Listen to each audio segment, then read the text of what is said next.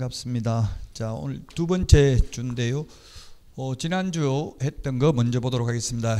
지난주 했던 게 네? 안 나왔어요. 지난주 안 나오셨어요. 자, 용어의 정의, 중개대상물 이 두 개가 시험에 두 문제 나오는데 가장 어렵고요. 공인중개사 제도 한 문제, 그리고 교육제도 한 문제에서 지난주에 네 문제 정도 출제됩니다. 2차 과목은 어제 공법에서도 용어 정의가 있었을 겁니다. 용어 정의를 따로 해놓는다는 것은 국어사전적 의미가 아니고 이 법에서만 쓰는 용어입니다. 국어사전적 의미, 일반적인 용어라면 굳이 용어 정의할 필요가 없겠죠. 그래서 이걸 조작적 정의, 영어로는 limited, 범위를 definition, 범위를 한정시켜 준다는 뜻입니다. 중개란 국어사전에는 아무거나 소개하면 중개지만 우리 공인중개사법에서는 반드시 중개대상물을 알선하는 게 중개입니다. 그래서 권리금은 중개상물이 아니므로 권리금을 알선하는 것은 중개가 아니고 권리금 알선하고 받는 수수료는 중개보수가 아니기 때문에 10% 받아도 공인중개사법에 저촉되지 않습니다. 그래서 용어 정의가 중요하고요. 근데 지금도 판례나 정부 관계자들 보면 이게 공인중개사, 소속공인중개사, 개업공개사 이걸 구분을 잘 못해요. 특히 판사들이 법 잘 아는 것 같이 생각할 수 있는데 잘 모릅니다. 이 법 개정된 걸. 그래서 아직도 판사들은 중개업자, 중개인 이렇게 표현을 많이 하고 또는 공인중개사 이렇게 하는데 개업공개사라는 말을 쓰는 판례는 본 적이 없어요. 실제 개업공개사의 의미를 그렇게 판사들이 쓰고 있다는 이야기입니다. 대법원 판례도 보면. 자, 중개대상물, 토지, 건축물, 임목, 공장재단, 광업재단이 있었고요. 그 다음에 공인중개사 제도는 이거는 어렵지 않습니다. 그냥 단순히 암기니까. 자격증은 시도지사 명의로 나갑니다. 여러분들이 합격하면 시도지사입니다. 산업인력공단 이사장이 아니고요. 예외 국토부 장관인데 한 번도 예외적으로 국토부 장관이 준 적은 없고요. 다만 국토부 장관이 직접 시험을 시행하려면 미리 정책심의위원회 의결을 거쳐야 됩니다. 정책심의위원회는 7명 이상 11명 이하입니다. 민주주의의 가장 큰 원칙이 다수결의 원칙입니다. 재적의원 과반수 출석, 과반수 찬성입니다. 그래서 홀수로 구성되어 있습니다. 이게 짝수면 가부동수가 나오면 민주적 정당성을 확보할 수 없겠죠. 자, 그러면 이제 지난주 했던 내용이고요. 오늘 내용은 64페이지부터입니다. 중개사무소 개설 등록입니다. 등록이라는 말은 오를 등자, 기록할 녹자, 기록을 올리는 걸 등록이라고 합니다. 그래서 공간정보, 구축 및 관리 등에 관한 법률에서도 지적공부에 등록한다는 말을 쓰고요. 등기법에서는 똑같은 의미인데 등기라는 말을 씁니다. 등기도 오를 등자, 기록할 기자잖아요. 등기나 등록이나 사실상 의미는 똑같습니다. 다만 법마다 쓰는 표현이 다를 뿐입니다. 자, 등록하는데 우리나라의 모든 전문 직업인들이 전부 등록을 합니다. 옛날에는 제가 자격증을 1999년도에 땄는데 그때는 허가제였습니다. 허가와 등록의 가장 큰 차이점은 허가는 허가권자가 허가를 내줄 수도 있고 안 내줄 수도 있고 자유재량행위입니다. 재량권이 있는 걸 허가라고 합니다. 허가관청에 허가 여부를 결정할 수 있는 재량권이 있는 게 허가고요. 등록은 허가와 다른 점이 등록 요건에 맞으면 무조건 등록해 줘야 합니다. 제가 처음에 자격증을 땄을 때 42,000명이었습니다. 개업공개사 숫자가 지금 118,000명인데요. 1999년도에 그 당시에는 허가 총량제였습니다. 한 명 폐업해야 허가 내줬어요. 저도 자격증 따가지고 IMF 때 제가 1998년도 회사 잘리고 이제 자격증 따가지고 개업하려고 허가 신청을 하니까 허가가 안 나오더라고요. 언제 나오는데 물어보니까 모르겠는데 이러더라고요. 공무원이. 그게 말이 되냐 이러니까 한 명 폐업하면 됩니다 이러더라고요. 언제 폐업할지 알 수가 없다 이러더라고요. 그래서 강의를 하게 된 거예요. 안 그러면 저도 중개업을 했을 거예요.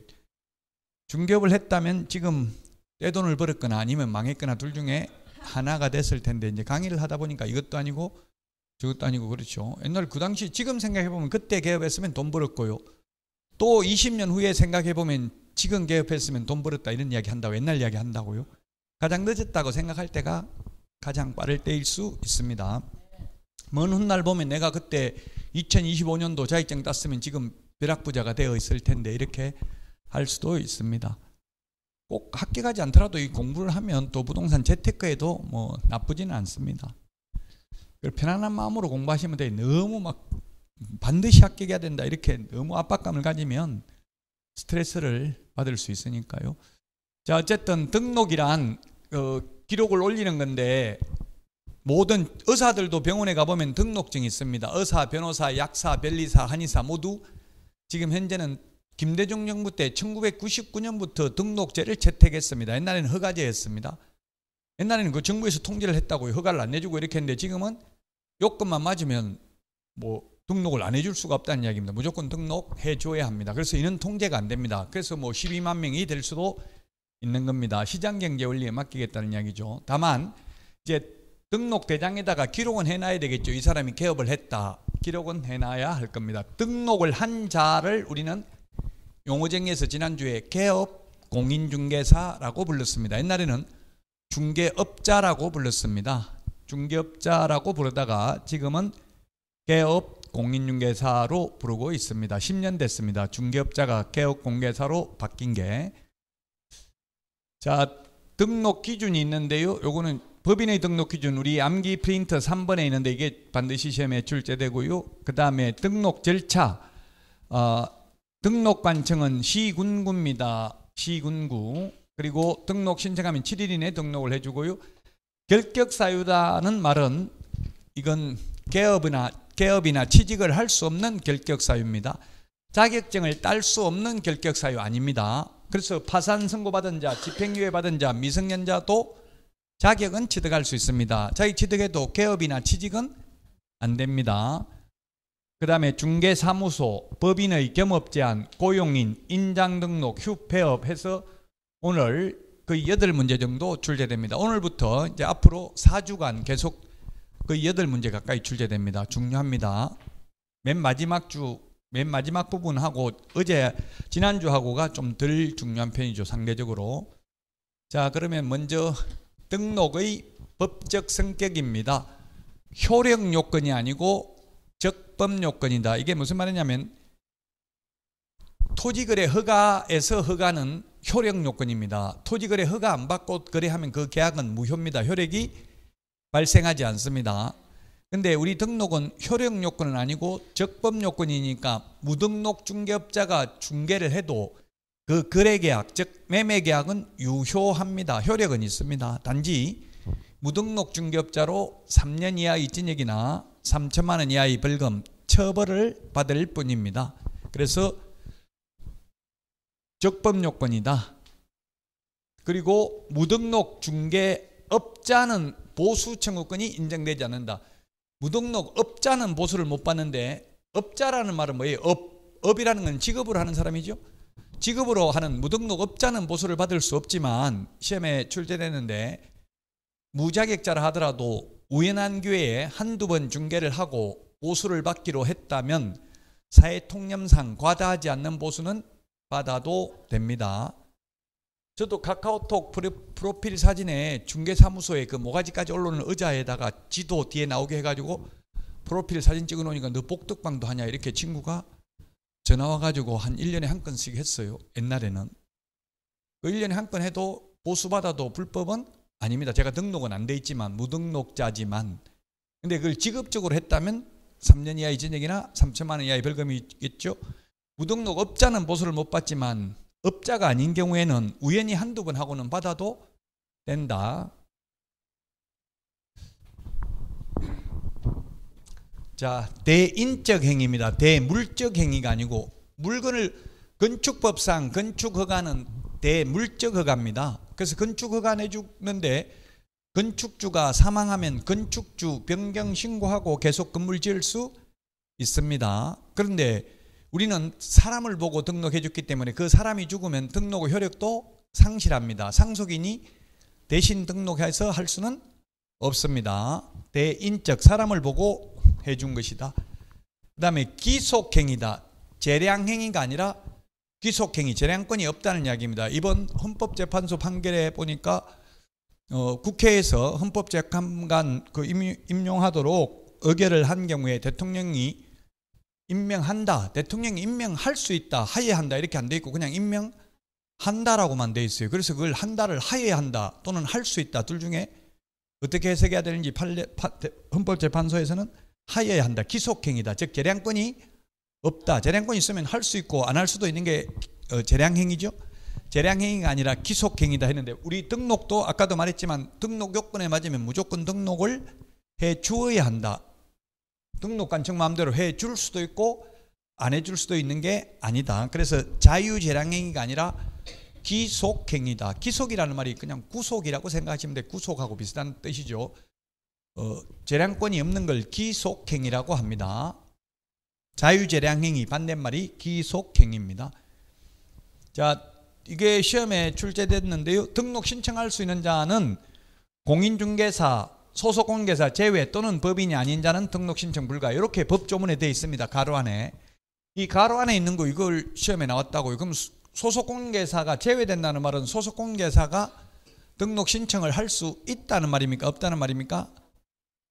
없다는 말이에요. 나무 밑에 취직되어 있는 상태에서는 개업이 안 된다고요. 개업하려면 그만두고 해야 돼요.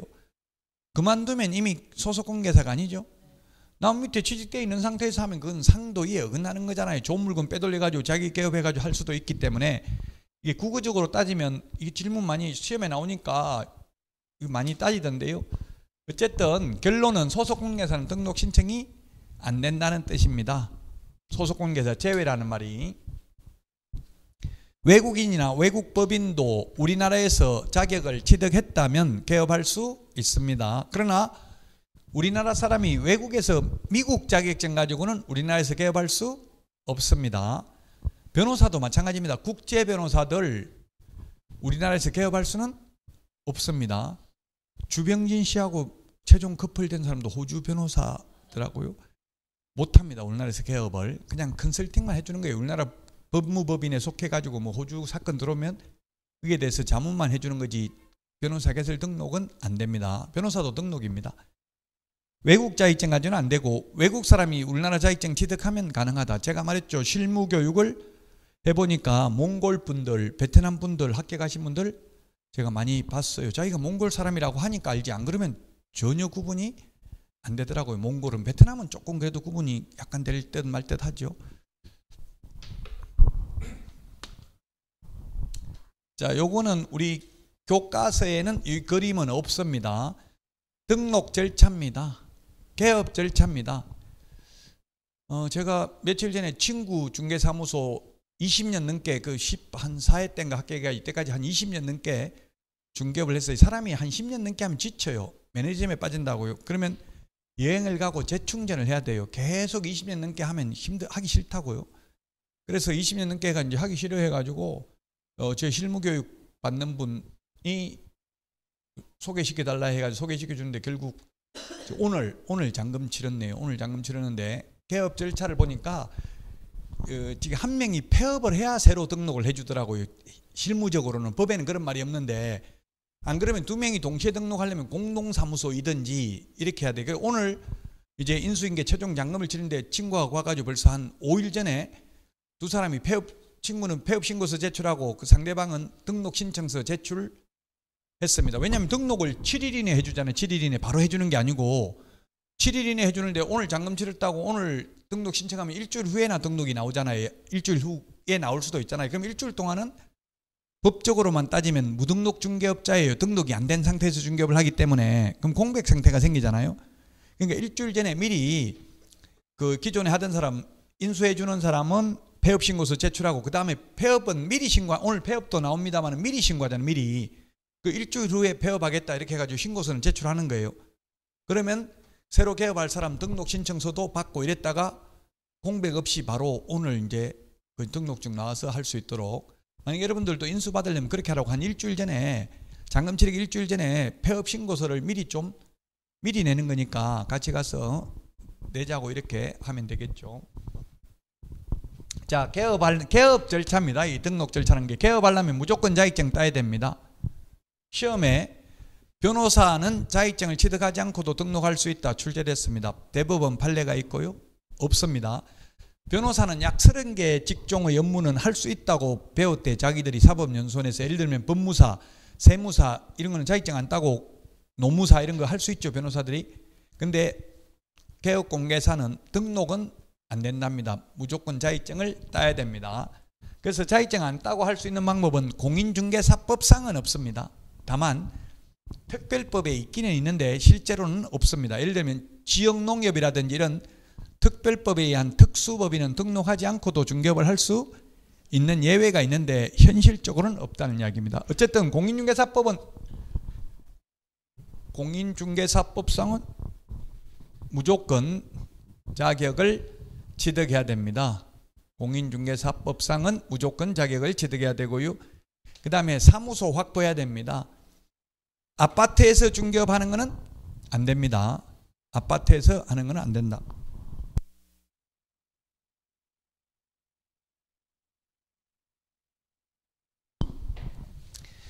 그 아파트에서는 중개업을 할 수 없고 반드시 사무소를 확보해야 됩니다. 따로 사무소 있어야 됩니다. 그래서 제가 어떤 분은 보니까 유튜브 가지고 중개업을 하는 분은 시골에 월세 10만 원 내는데 이런 데 얻어놓고 2층에 유튜브 가지고 전국에 있는 땅 중개하고 이런 분들도 봤습니다. 어쨌든 건축법상 사무실 용도로 적합한 사무소 확보해야 되고 실무교육 받아야 돼. 이 지금 계략적인 것만 보고 구체적인 건 다시 다 나오니까 계략적으로 보고 넘어가겠습니다. 그리고 등록 신청을 하면 7일 이내에 등록 처분을 해주고 어디다 등록 신청하냐면 등록관청에 합니다. 그러면 등록 기준이 맞는지 보고 등록 기준 맞으면 무조건 등록을 해줘야 된다. 7일 이내에.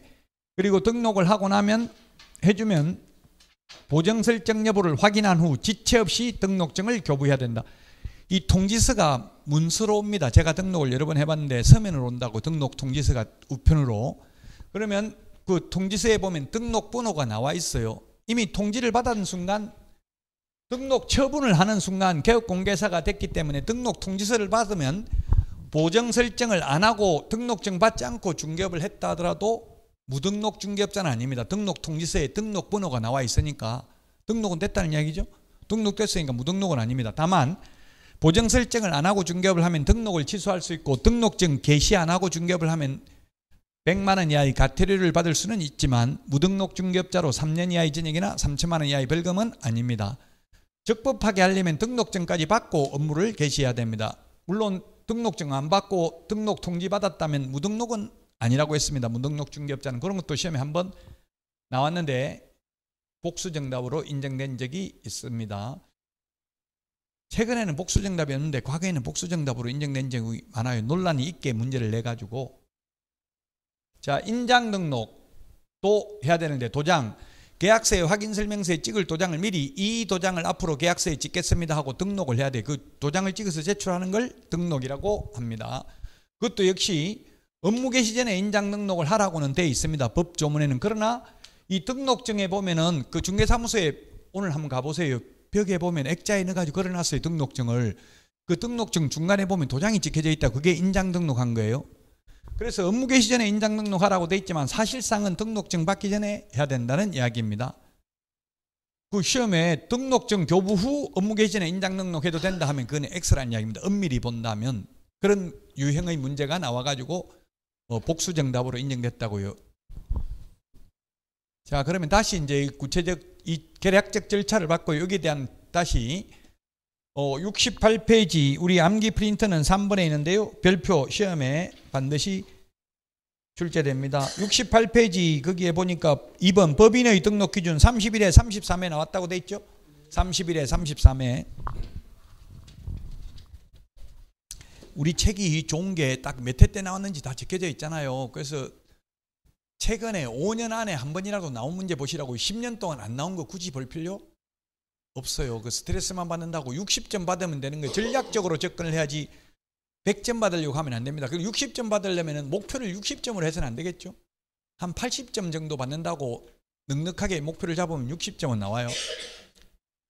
어려운 과목은 70점 받는다. 이 정도는 생각해야 돼. 내가 가장 어려운 과목이라도. 목표를 60점 하면 절대 60점 안 나오거든요.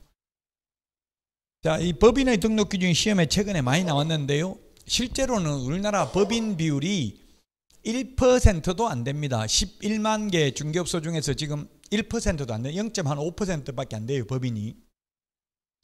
그럼 실무적으로 보면 중요하지 않는데 시험에는 낸다고. 그 출제인들한테 제가 왜 내냐, 출제인들 교수님들하고는 이야기해봤어. 이게 왜 시험에 내냐 하니까 중요한 거 계속 출제위원으로 들어가면 그걸 2주 정도 합숙을 하는데요. 열흘에서 2주 정도 합숙을 하는데 1주 정도 교육시키는 게 기존 문제와 난이도 비슷하게 해라. 기출문제 범위 내에서 내라. 논란의 대상이 되는 문제 내지 말라. 이런 거 강조를 한대요. 그러니까 기출문제를 계속 보니까 계속 나왔으니까 따라서 중요한 줄 알고 계속 내는 거예요. 왜냐하면 출제하는 교수님들이 실무를 해본 적은 없거든요.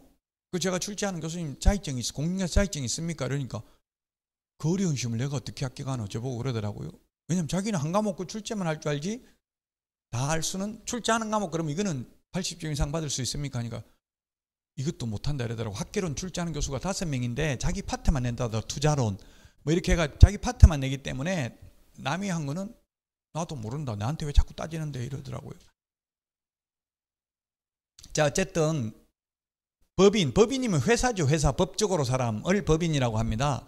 우리나라 법인이 거의 적음에도 불구하고 이렇게 법인을 시험에 내는 이유는 일단 개인의 경우에는 2가지밖에 없어요. 등록 요건이. 그런데 법인은 2가지가 뭐였어요? 우리 교재에는 67페이지 실무교육 받았을 것, 사무소 확보할 것 이게 2개거든요. 3번 이거는 사실 결격사유에 별도로 있는 거고 2개밖에 안 되니까 오지선다액 낼 수가 없다는 이야기예요. 근데 법인은 5개잖아요. 5번까지 있으니까 오지선다액 내기가 쉽죠. 저도 지금 뭐 제가 사이버대학교도 문제 출제해보고 이러면은 이런 거 내기 쉬운 걸 낸다고 5개 뭐 제가 사이버대학에서는 사지선다액을 내는데 오지선다액을 낼 수 있어야 된다고 일단. 그래서 어쨌든 결론은 이게 시험에 거의 해마다 나온다. 상법상 회사 또는 협동조합 기본법상 협동조합이어야 합니다. 상법상 회사는 주식회사, 한명, 합자, 유한회사, 유한책임회사가 있는데 굳이 회사 종류 암기할 필요는 없고요. 다만 어떻게 나오냐 하면 옛날 기출문제 주식회사로서 자본금 5천만 원 이상이어야 한다. X로 출제됐습니다. 주식회사가 아니라도 된다고요. 상법상 회사이면 된다고요. 상법상 회사 종류가 5개가 있습니다. 5개 굳이 암기할 필요는 없습니다. 우리 69페이지 교재 메뉴에 뭐 상법상 회사 종류 동그라미 1번에 쭉 열거해놨는데 굳이 암기할 필요는 없다. 반드시 주식회사일 필요는 없다. 자, 그 다음에 사회적 협동조합 제외. 사회적 협동조합은 영리법인이 될 수 없습니다. 사회적 협동조합 제외인데 포함 이렇게 하면 X입니다. 사회적 협동조합은 개설 등록이 안 된다. 사회적 협동조합은 영리사업을 할 수 없기 때문에 자본금 5천만 원 이상이어야 한다. 이게 윤석열 정부 들어서자마자 이걸 삭제시킨다고 입법 예고를 했었습니다. 자본금 5천만 원 이상. 왜? 청년 공인중개사들의 법인 창업을 유도하기 위해서 자본금을 완화하겠다 이렇게 발표했는데 제가 국토부에 자본금 때문에 법인 안 하는 게 아니다. 실제 법인하면 겸업제한이 가장 큰 걸림돌이다. 개인은 문방구 하면서 로또 팔면서 중개업을 해도 되는데 법인은 딱 6개밖에 못한다. 그래서 안 한다. 이렇게 했더니만 그러면 다시 검토해 보겠다. 이렇게 하고 지금 2년이 흘러갔어요. 안 바뀌고. 앞으로 어떻게 바뀔지는 모르겠습니다만 어쨌든 지금 현재는 자본금 5천만 원 이상입니다. 근데 자본금 없어도 법인 만들려고 하면 법무사한테 이야기하면 다 해줍니다. 금방 넣었다 빼면 돼요. 형식장, 서류상. 어쨌든 자본금 5천만 원 이상입니다. 시험에 자본금 3천만 원 이상 뭐 이런 식으로 나왔는데 암기 프린트 3번에 있죠. 숫자는 암기해야 됩니다. 5천만 원이라는 숫자는. 2번 이것 때문에 중개업을 법인을 안 한다고 2번 때문에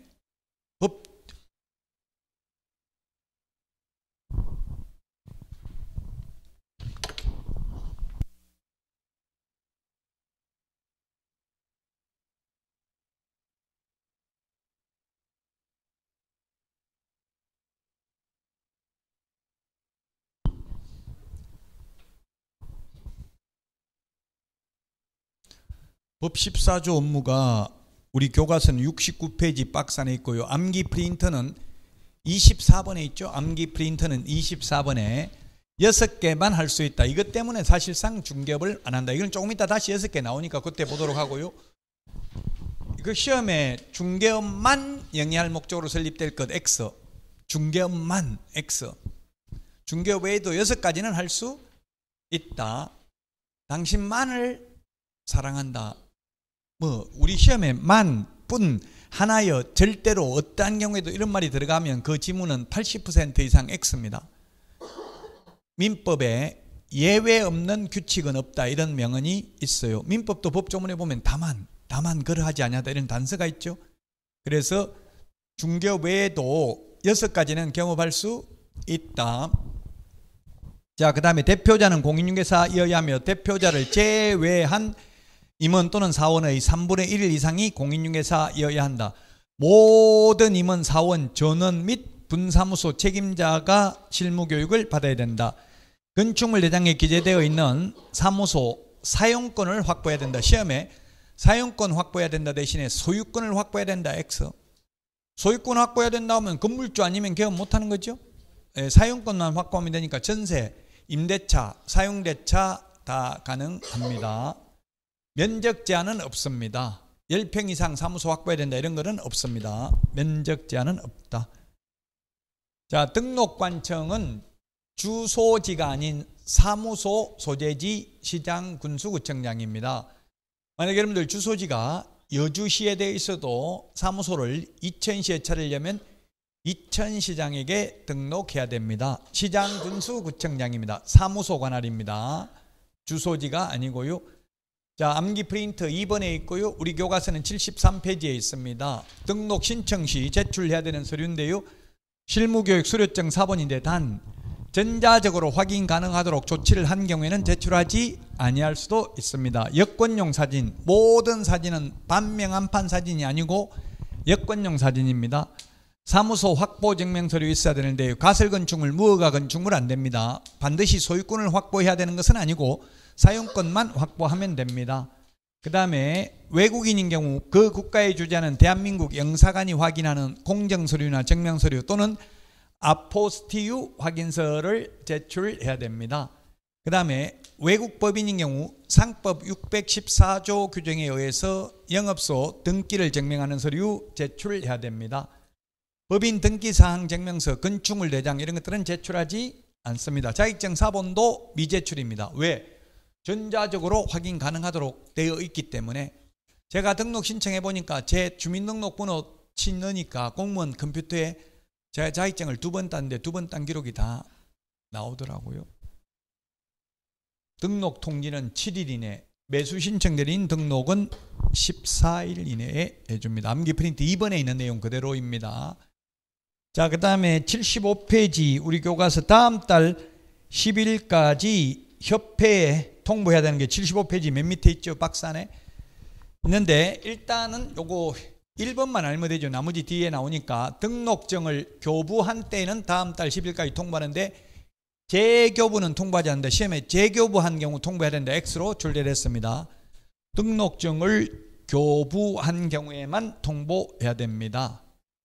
자, 요거는 우리 교과서에는 없는데요. 등록 신청 서류인데 기출문제 나왔기 때문에 저는 여기 해놨습니다. 교과서에는 없는데 등록 신청서하고 등록증 시험에 그렇게 출제됐어요.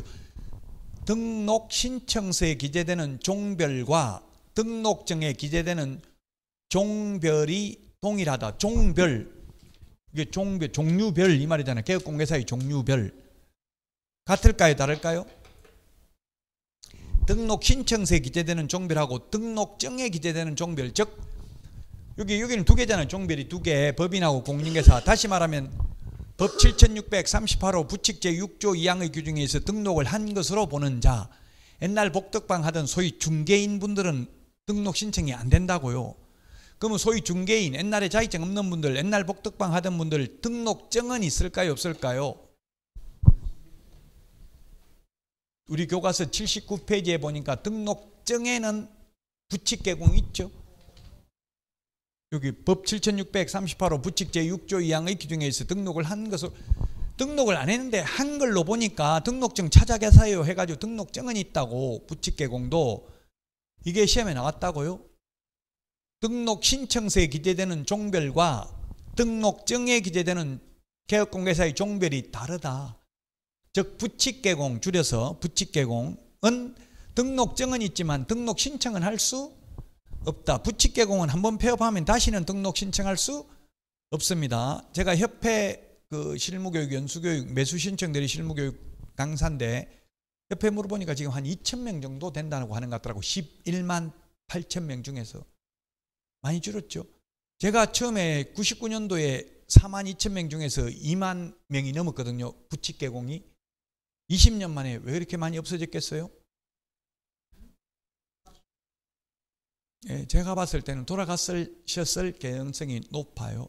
옛날에 자익제도가 1985년도 도입됐으니까 그 이전에 하시던 분들이니까 지금 연수교육 해보니까 최고 나이 많이 드신 분이 96살 드신 분 연수교육 하더라고. 제 연수교육 하면 제 말 듣는 게 아니고 옆에 여자분 말, 여자분이 통역해줘. 제 말 듣고 귀에다 대고 크게, 그러니까 뭐라고 지금 안 들린다 이렇게 하고 계속 크게 이야기는 해주고 있더라고요.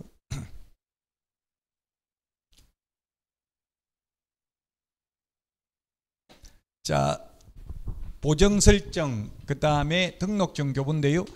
보정설정은 등록 후 업무 개시 전입니다. 암기 프린터 맨 마지막 56번에 동그라미 1번에 있습니다. 이게 즉 등록하기 전에는 무등록인 경우에는 보정설정이 안 됩니다.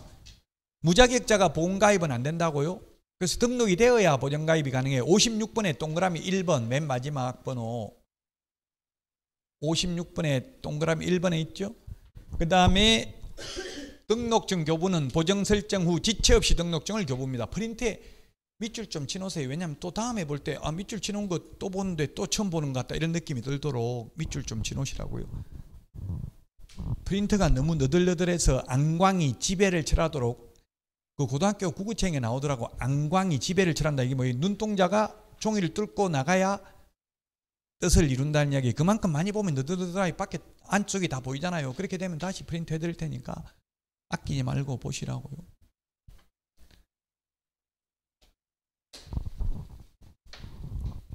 자, 73페이지입니다. 수수료 납부입니다. 수수료 납부. 이게 73페이지 맨 밑에서 한 10번째 줄 양가로 2번에 있죠. 오늘은 요거 등록 신청 요거 하나만 알면 됩니다. 시군구 조례가 정하는 수수료를 내야 됩니다. 자, 이게 조례라는 게 있는데 우리 법령을 보면 가장 상위의 규범이 헌법이라는 게 있고요. 헌법, 법률, 그 다음에 대통령령, 국토교통부령, 각부 장관 명령, 그 다음에 조례가 있는데요. 이 조례는 지방의회에서 만든 게 조례죠. 지방의회에서. 시군구 조례는 시군구의회에서 만든 게 시군구 조례입니다. 그러면 용인시, 처인구, 뭐 용인시는 구가 있는데 그럼 용인시 조례입니까? 처인구 조례입니까? 처인구는 조례가 없죠. 자치구만 조례가 있어요. 자치구. 특별시, 광역시에 있는 구가 자치구입니다. 서울시에는 25개의 자치구가 있죠. 예, 그래서 용인시 조례입니다. 처인구 조례가 아니고요. 자치구 조례죠. 굳이 따지자면. 요즘 뉴스에 법률적인 게 많이 나와요. 그 법적으로는 좀 분석을 해봐야 돼요. 요즘 헌법책도 엄청나게 많이 팔리고 있대요. 모르던 거 뭐 기각, 인용, 뭐 각하 이런 거 말들이 많이 나오니까 그건 무슨 뜻인지 자꾸 휴대폰으로 네이버에 검색만 해봐도 공부가 많이 돼요. 지난주에 했습니다. 자격증 재교부 신청할 때는 수수료 내는데 처음에 합격해서 자격증 줄 때는 X, 이 말은 수수료 안 내고 그냥 자격증 준다는 이야기입니다. 분실하면 재교부 받으려면 수수료 내야 돼. 제가 재교부 받아보니까 같은 시도에 가니까 만원, 예를 들면 경기도에 가면 만원, 이천시에 가서 신청할 수도 있어요. 자격증을. 그러면 2만원이더라고요. 차라리 만원 더 주고 이천에 신청하는 게 나을 수도 있죠. 왔다 갔다 경기도까지 도청까지 차비 들어가고 하면 위임이 돼 있어요. 위임사무로. 시군구에서 발급받을 수도 있어요. 우리 시험에 나오면 뭐 시군구에서 자격증 발급한다 이런 말 안 나옵니다. 시도의사가 발급하잖아요. 위임사무로서 위탁이 돼 있기는 하다고요. 자, 그 다음에 93페이지입니다. 우리 교과서 93페이지.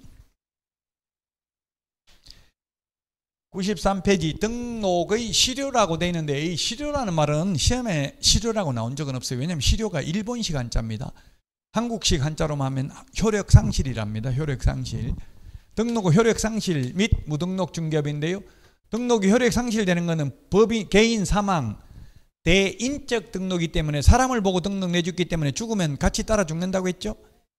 일신전속적입니다. 한 사람 몸에만 따라다니는 게 일신전속적입니다. 우리 민법에서 재산권이나 채권은 상속, 양도가 가능하죠. 이게 일신전속적이라는 말은 상속, 양도가 안 되는 것을 일신전속적이라고 합니다.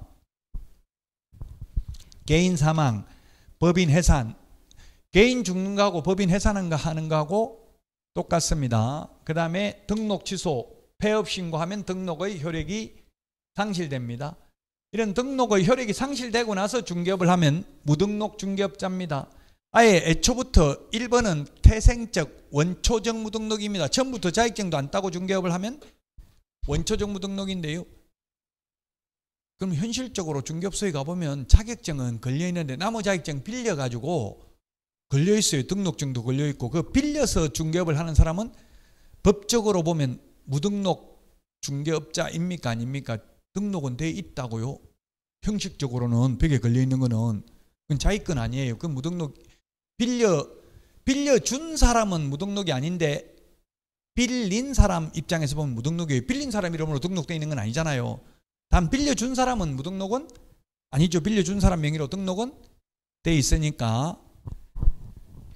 근데 빌렸는지 빌려서 합니다 이런 말 안 하고 단속 나오면 사장님 어디 잠깐 가셨는데 이렇게 이야기하죠. 현실적으로 정부에서 그렇게 적극적으로 적발할 의지는 안 가지고 있습니다. 샅샅이 탈탈 털면 2만 명은 적발할 수 있어요. 근데 그렇게 적발하지 않습니다. 다만 정부 정책이 실패해가지고 부동산 가격이 폭등하거나 이러면 단속 나간다, 문 닫고 도망가라 이렇게 알려주고 단속 나가요. 그러니까 텔레비전 나온 데 보면 전부 문 닫고 이렇게 하면 노란 완장 차고 가면 다 문 닫고 도망가고 없죠. 자, 무등록 중개업자가 중개를 했다 하더라도 계약은 아까 유효하고 보수 청구권은 인정되지 않는다고 했고 무등록 중개업자 신고하면 포상금 지급 대상이고요. 무등록 중개업자는 3.3이 3년 이하의 징역이나 3천만 원 이하의 벌금이고요. 그 다음에 업무방해죄 보호 대상이 아니다. 이거 시험에 나온 적은 없는데 맨 마지막에 이게 뭐냐 하면 맨 마지막 이 말은 여러분들도 아마 자격증 따가지고 취직하려면 자격증 걸고 하라고 하는 경우가 있어요. 자격증 걸고 하라 이 말은 그 사장이 실질적으로 자격증이 없다는 이야기예요. 형식적으로는 직원이 사장 되는 거예요. 그 등록을 자격증 있는 사람 명의로 한다는 이야기죠. 그래서 자격증 걸고 하고 있는데 자격증 걸은 사람을 현업에서는 소장이라고 불러요. 돈 투자한 사람을 현업에서는 사장이라고 불러요. 법적으로 있는 건 아니지만 그 소장이 어디 나가려고 하니까 박 소장 어디 가는데 도장 나놓고 가라. 도장 나놓고 가라는 건 뭐예요? 손님 오면 너 없을 때 그냥 내가 계약서 쓰고 도장 찍겠다 이 말이죠. 그러니까 자격증 있는 사람이 열받아가지고 돈 투자한 사람한테 말도 안 하고 자격증 빼버리고 폐업 신고하고 무등록 중개업자 중개업하고 있다고 신고를 했어요. 그러니까 그 자격증 뺀 줄도 모르고 그 사람은 계속 중개업하다 무등록 중개업자로 벌금 받았어요. 그래서 고발했다고요. 업무방해죄로 말도 안 하고 공동으로 뭐 자기들 말로는 동업하기로 했는데 말도 안 하고 임의로 빼버려가지고 내가 피해를 봤다 이렇게 해가지고 고소를 했는데 업무방해죄의 보호 대상이 아니다. 왜냐하면 기책 사유가 자격증을 빌린 사람에게 있다. 즉 도장을 나놓고 가라고 한 게 결정적인 기책 사유다. 도장 나놓고 가라는 건 없는데 도장 찍겠다 했으니까 그런 경우는 뭐 말 안 하고 빼버려도 상관없다. 자격증을 시험에 나온 적은 없다고요. 업무방해죄 보호 대상이 아니다.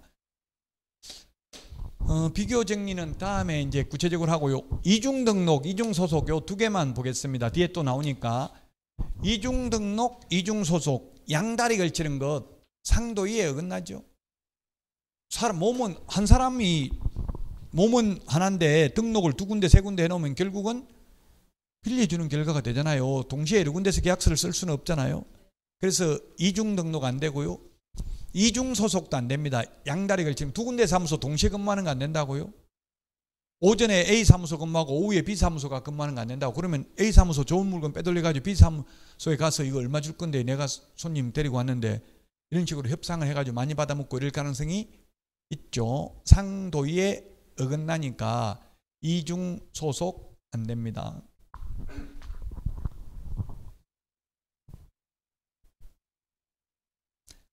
자, 그 다음에 등록의 결격 사유부터는 96페이지에 있는데요. 쉬었다 하도록 하겠습니다. 오늘 내드린 문제 미리 풀어보시기 바랍니다.